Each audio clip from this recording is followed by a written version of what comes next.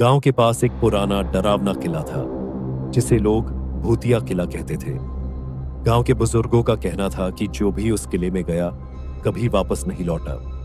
कई लोग कोशिश कर चुके थे पर कहते थे कि किले के अंदर अनजानी ताकतें और अजीब घटनाएं होती थीं। 3 दोस्त अर्जुन, मोहित और सुरेश इन कहानियों को मजाक मानते थे।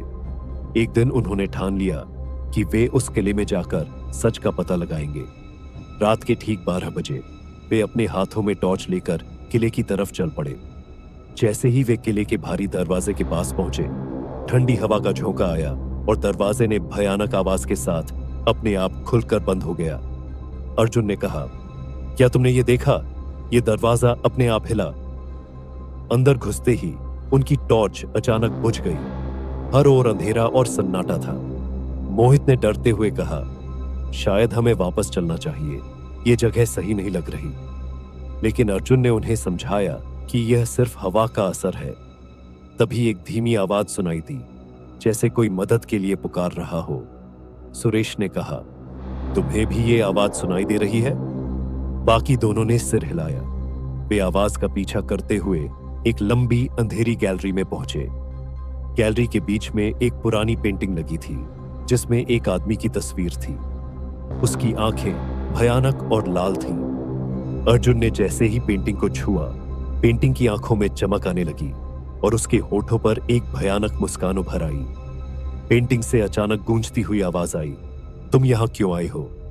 सभी दोस्त पीछे हट गए, लेकिन तभी दरवाजे अपने आप बंद हो गए और किले की खिड़कियों से ठंडी हवा का झोंका आने लगा। अचानक एक दरवाजा उनके सामने अपने आप खुल गया, मानो उन्हें अंदर बुला रहा हो। उन्होंने हिम्मत जुटाई और अंदर दाखिल हुए।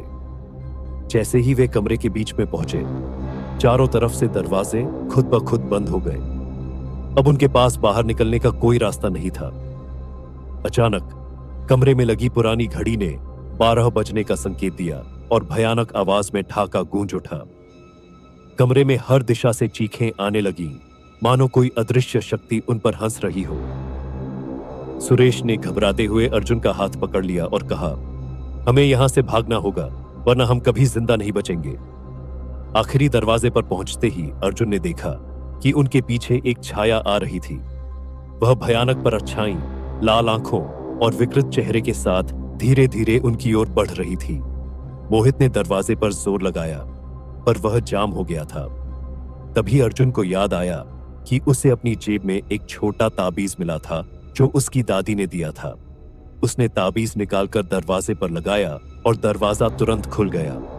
वे तीनों हड़बड़ाते हुए बाहर भागे और जैसे ही वे किले के बाहर पहुंचे, दरवाजा जोर से बंद हो गया और खिड़कियों से वही भयानक परछाई उन्हें देखती रही।